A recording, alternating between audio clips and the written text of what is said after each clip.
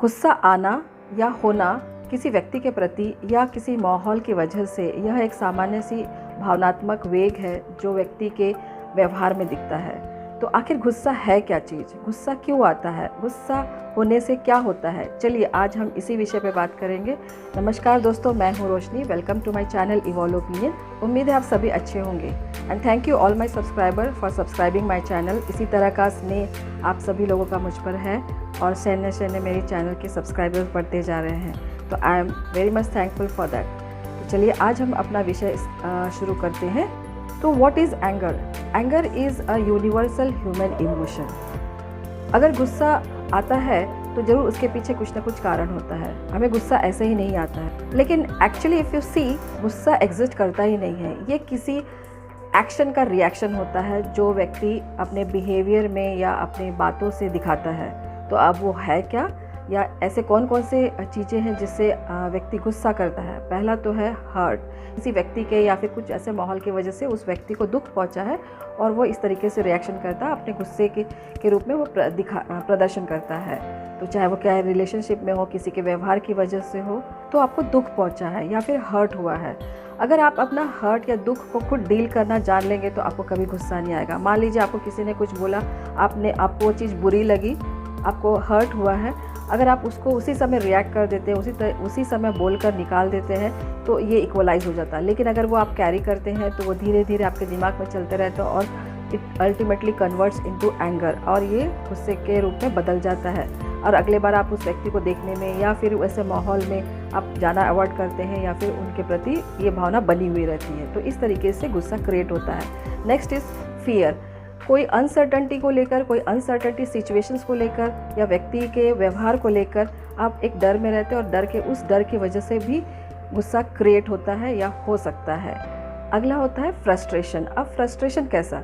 Frustration ऐसा, कोई चीज़ बार बार repeat हो रही है, कोई सिचुएशन ऐसी बार बार बन रही है जिसकी वजह से उसका कोई सोल्यूशन नहीं मिल रहा है। तो धीरे धीरे वो फ्रस्ट्रेशन आपका सैडनेस में बदलता है और सैडनेस अल्टीमेटली एक एंगर में कन्वर्ट हो जाता है। अब वो कैसे? फॉर एग्जांपल, आप कोई एग्ज़ाम दे रहे हैं, फेल होते जा रहे हैं, दे रहे हैं, फेल होते जा रहे हैं, तो कहीं ना कहीं आपको फ्रस्ट्रेशन आता है। Frustration ultimately turns to sadness and sadness से आपको फिर धीरे धीरे वो गुस्से में कन्वर्ट होने लगता है। समटाइम्स कोई ऐसी सिचुएशन बनती है जब आप आपको कुछ करना होता है लेकिन आप पावरलेस फील करते हैं, आप में वो चीज़ या सिचुएशन को लेकर या व्यक्ति पे कोई जोर नहीं होता है, तब भी आपको गुस्सा आता है। अगला होता है कि आपके साथ में अनफेयर ट्रीटमेंट करता है। अनफेयर मतलब कोई भेदभाव करता है, बायसनेस करता है, तो भी आपको गुस्सा आता है। अनफेयर ट्रीटमेंट की वजह से हमारे मन में किसी के प्रति या कोई माहौल की वजह से गुस्सा आता है। अगर आप देखेंगे तो गुस्सा एग्जिस्ट नहीं करता, actually doesn't exist. It is created because of some people, because of some behaviour and because of some situations. पर इसका ये मतलब नहीं कि आप कहीं भी एंग्री कर सके और एंग्री को एक्सप्रेस कर सके और अपने गुस्से का प्रदर्शन बहुत अलग ढंग से करते रहे, ऐसा नहीं हो सकता। गुस्सा एक ऐसा रूप भी ले लेता है जब वो व्यक्ति को खुद हर्ट करने लगता है या दुख पहुंचाने लगता है, चाहे वो फिज़िकल तरीके से हो, मन से हो, खाना छोड़ दिए या फिर अपने आप को कुछ हर्ट करेंगे या फिर अपने आप को कुछ लगा लेंगे या फिर बाहरी व्यक्ति या दूसरों व्यक्ति में भी वो प्रदर्शित करते या हिंसक हो जाते हैं। तो ये तो गलत चीज़ हो गई, बिकॉज आपके गुस्से को सही डायरेक्शन नहीं मिला है या फिर सही दिशा नहीं मिली है उसको वेंटिलेट करने के लिए। तो गुस्से को सही ढंग से वेंटिलेट करना भी ज़रूरी है। पर गुस्सा आना एक अच्छी चीज़ है, बिकॉज़ ये आपके नेगेटिव फीलिंग्स को कहीं ना कहीं एक्सप्रेस करता है और आपको मोटिवेट करता है कि आप सही सोल्यूशन में पहुँचे। अब सही सोल्यूशन में कैसे?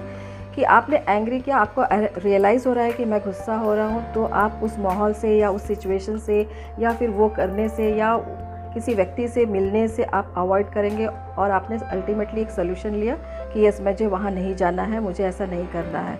तो इट समवेयर आपका एंगर आपको मोटिवेट करता है कि आप सही डिसीजन लें या एक सोल्यूशन पे आए। Anger is also good to some extent. अगर आप अपने इस नेगेटिव इमोशन को सप्रेस करते हैं या फिर इसको दबा के रखते हैं तो डेफिनेटली ये कहीं ना कहीं आपको दिखेगा ही। जैसे कई बार आपको फेटिक जैसा फीलिंग होगा या फिर कई बार आपको बैक एक का प्रॉब्लम हो सकता है एंड समटाइम्स आपको माइग्रेन जैसा भी इफ़ेक्ट दिख सकता है। तो गुस्से को रोकना नहीं चाहिए, गुस्से को कहीं ना कहीं वेंटिलेट करना चाहिए, but in a proper way या प्रॉपर डायरेक्शन। तो अब आप पूछेंगे भाई मैं इसको कैसे वेंटिलेट करूँ या कैसे बाहर निकालूँ?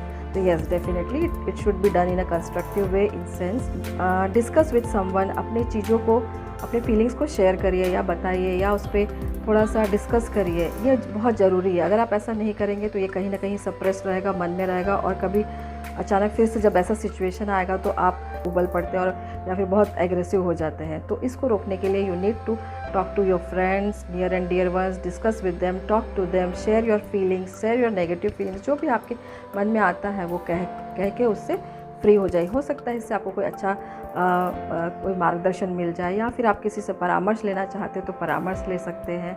नेक्स्ट और भी कोई चीज़ें अपने आप को इस माहौल से दूर करके या अवॉइड करके आप दूर करके रखिए। और दूसरा चीज़ है कि म्यूज़िक थेरेपी भी बहुत अच्छा चीज़ होता है। अपने आप को किसी दूसरे कंस्ट्रक्टिव फिज़िकल या मेंटल एक्टिविटी में इन्वॉल्व कर दीजिए, जिससे कि आपको ये गुस्से जैसा फीलिंग नहीं आता है। अगर आता भी है तो ये प्रॉपरली वेंटिलेट होता है। Anger is a safest emotion. ये आपको आगे के बहुत वर्स्ट सिचुएशन को आने के लिए या फिर कोई वर्स्ट सिचुएशन या चीज़ों को देखने के पहले का एक अलार्मिंग स्टेट है, जो आपको खुद ही बताता है कि ये करने से आपको गुस्सा आ जाता है या ये करने से आपको अच्छा नहीं लगता है। तो it is a default emotion और इसको आपने ध्यान देना चाहिए, इसको इम्पोर्टेंस देना चाहिए एंड इसको कंस्ट्रक्टिव वे में एक्सेप्ट करना चाहिए।